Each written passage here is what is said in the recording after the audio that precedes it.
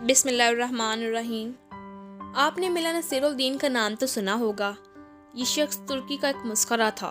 جس طرح ہمارے ہاں ملاد و پیازا اور شیخ چلی کے لطیفے مشہور ہیں، اسی طرح ترکی میں ملا نصیر الدین کے لطیفے بڑے مزے لے کر بیان کیے جاتے ہیں۔ کہتے ہیں ملا نصیر الدین یوں تو بہت نہایت عقل مند اور عالم فاضل شخص تھا، مگر لوگوں کی اصلاح اور تفریح کے لیے بے وقوف بنا رہتا اور ایسی حرکتیں کرتا کہ لوگ ہنس کر لوٹ پوٹ ہو جاتے۔ ملا نصیر الدین کے پڑوس میں ایک مال و دار یہودی رہتا تھا جو اتنا کنجوس تھا کہ کبھی کسی غریب اور محتاج کو ایک پیسہ نہ دیتا تھا۔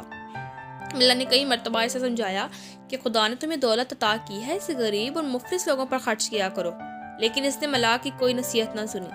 آخر ملا نصیر الدین نے اسے صدا دینے کے لیے ایک ترکیب سوچی۔ ایک روز صبح سویرے وہ نماز پڑھ کر زور سے دعا مانگنے لگا۔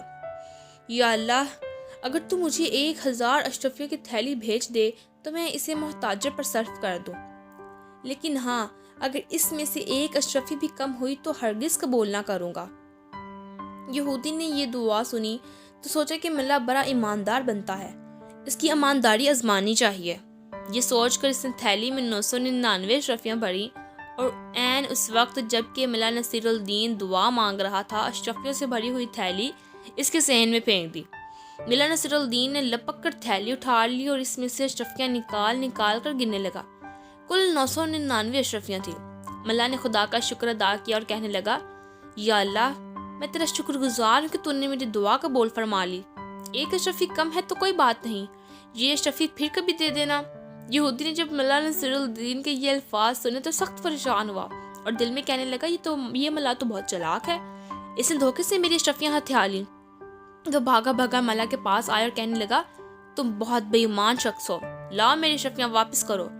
تم نے تو کہا تھا کہ 1000 میں سے ایک اشرفی بھی کم ہوئی تو واپس کر دوں گا، لیکن اب تم نے 999 اشرفیاں قبول کرنے پر تیار ہو۔ ملا نصیر الدین غصے سے کہنے لگا، تم کون ہوتے ہو مجھ سے اشرفیاں مانگنے والے؟ یہ تو میرے خدا نے مجھے بھیجی ہیں، جاؤ اپنا کام کرو۔ یہودی سیدھا قاضی کی عدالت میں گیا اور ملا کے خلاف مقدمہ دائر کر دیا۔ قاضی صاحب نے یہودی کو حکم دیا کہ ملا نصیر الدین کو بلا لاؤ، ہم ابھی فیصلہ کر دیں گے۔ یہودی نے ملا نصیر الدین کے پاس آ کر کہا، چلو تمہیں قاضی صاحب بلاتے ہیں۔ ملا نے جواب دیا، تم دیکھ رہے ہو کہ میرا لباس پھٹا پرانا ہے، میں اس شرط پر جانے کے لیے تیار ہوں کہ تم مجھے اچھے کپڑے لا کر دو۔ یہودی نے یہ شرط بھی منظور کر لی اور صاف ستھرے کپڑے ملا کو لا کر دے دیے۔ ملا نصیر الدین یہ بیش قیمت لباس پہن چکا تو کہنے لگا، میاں یہودی، کیا اتنا قیمتی لباس پہن کر پیدل ہی قاضی کی عدالت میں چلا جاؤں؟ لوگ دیکھیں گے تو دل میں کیا کہیں گے؟ جاؤ اپنا گھوڑا بھی لے کر آؤ، اس پر سوار ہو کر جاؤں گا۔ مرتا کیا نہ کرتا، یہودی نے اپنا گھوڑا بھی ملا کے حوالے کر دیا اور ملا صاحب نہایت شان و شوکت سے گھوڑے پر سوار ہو کر قاضی کی عدالت میں پہنچے۔ مقدمہ پیش ہوا۔ قاضی صاحب نے دونوں کو غور سے دیکھا اور ملا نصیر الدین کا قیمتی لباس اور سواری کا گھوڑا بھی انہوں نے غور دیکھا اور یہودی کا لباس بھی، اور یہ بھی محسوس کیا کہ وہ پیدل آیا ہے۔ یہودی نے جب سارا قصہ سنایا تو قاضی صاحب نے ملا نصیر الدین سے پوچھا، ملا صاحب، تم اس کے الزام کا کیا جواب دیتے ہو؟ ملا نے جواب دیا، حضور، یہ یہودی میرا پڑوسی ہے اور بڑا جھوٹا شخص ہے۔ ابھی تو یہ کہتا ہے میں نے اس کی 999 اشرفیاں ہتھیا لی ہیں، کچھ دیر بعد کہے گا کہ یہ لباس جو میں پہنے ہوا ہوں وہ بھی اسی کا ہے۔ یہ سنتے ہی یہودی چلا اٹھا، ہاں جناب، یہ لباس بھی میرا ہی ہے، میں نے اسے پہننے کے لیے دیا تھا۔ ملا نے کہا، سن لیا آپ نے، یہ لباس بھی اس کا ہو گیا اور ابھی دیکھیے یہ کہے گا یہ گھوڑا بھی اسی کا ہے۔ یہودی غصے سے چیخ اٹھا، ہاں حضور، یہ گھوڑا بھی میرا ہی ہے، ملا نے مجھ سے سواری کے لیے مانگا تھا۔ قاضی نے جب یہ باتیں سنی تو یہودی کو ڈانٹ کار کر نکال دیا اور مقدمہ خارج کر دیا۔ یہودی روتا پیٹا ملا نصیر الدین کے گھر پہنچا اور اس کی بڑی منت سماجت کی۔ ملا نے اس کی شرط پر اس کے لباس اور اشرفیاں اور گھوڑا واپس کیا کہ وہ آدھی اشرفیاں غریبوں میں بانٹے گا اور آئندہ بھی ندار لوگوں کی مدد کرتا رہے گا۔ ملا نصیر الدین کے گھر میں بیری کا ایک درخت تھا جس پر بڑے میٹھے بیڑ لگتے تھے۔ وہ انہیں دیکھ کر بڑا خوش ہوتا اور بڑے فخر سے کہا کرتا، اگر ساری دنیا میں اتنے بڑے میٹھے بیڑ کہیں نہیں ہوں گے۔ ایک روز اس نے اچھے بیڑ چھانٹ کر ایک تھالی میں سجائے، تھالی سر پر رکھی اور بادشاہ کے محل کی طرف چل دیا کہ جا کر اسے یہ تحفہ دے۔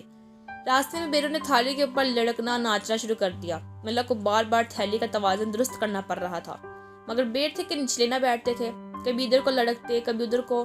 ملا بیروں کی شرارت سے تنگ آ گیا اور ایک جگہ رک کر کہنے لگا، कमबख्तो, अगर तुमने नाचना और लड़कना बंद ना किया तो मैं तुम सबको हड़प कर जाऊंगा। ये कहकर इसने एक मर्तबा फिर तरतीब से बेरों को रखा और थाली सर पर रख कर आगे चल पड़ा। लेकिन बेरों ने फिर थिरकना शुरू कर दिया। अब तो मिला को बड़ा तैश आया। रास्ते में ही एक दरख्त के नीचे बैठ गया और कहने लगा, अच्छा कमबख्तो, तुम यूं ना मानोगे, लो अब तमाशा देख। ये कहकर इसने एक एक करके बेरों को खाना शुरू कर दिया। जब एक बेर बाकी रह गया तो मल्ला ने इससे कहा, अगर तुम्हें एक मौका और दिया जाए तो क्या खामोशी से चलोगे? बेचारा बेर अपने साथियों का हश्र तो देख ही चुका था, इसलिए वो चुपचाप थाली में पड़ा रहा और मिला नसीरुद्दीन से लेकर बादशाह के दरबार में पहुंच गया। इस रोज बादशाह सलामत का मूड बहुत अच्छा था। उन्होंने मिला नसीरुद्दीन का तोहफा मजे से लेकर खाया और खूब तारीफ की। फिर मल्ला ने बादशाह को दिलचस्प लतीफे सुनाए, जिन्हें सुनकर इसके पेट में बल पड़ गए। शाम हुई तो मल्ला ने रुखसत होने की इजाजत तलब की। बादशाह ने इसकी थाली हीरे जवाहरातों से भर दी और मल्ला हंसी खुशी घर आ गया। एक हफ्ते तक वो बहुत खुश रहा। इसके बाद फिर इसे हीरों का लालच हुआ। वो सोचने लगा कि इस मर्तबा बादशाह सलामत के लिए क्या चीज़ ले जाऊं। यकायक इसकी नज़र अपने घर में लगे हुए सुर्ख सुर्ख चुकंदरों पर पड़ी। मुला खुश से उछल पड़ा और इसने यही तोहफा बादशाह के पास जाने का फैसला किया। इसने जल्दी जल्दी से ढेर सारे चुकंदर इकट्ठे कर लिए और अपनी थाली में सजा लिए। थाली को सर पर रखा और बादशाह के महल की तरफ चल पड़ा। रास्ते में से एक दोस्त मिला जिसका नाम हसन था। इसने पूछा, मिला साहब, इतने शानदार चुकंदर तुम किसके लिए ले जा रहे हो? बादशाह सलामत को तोहफे में देने के लिए।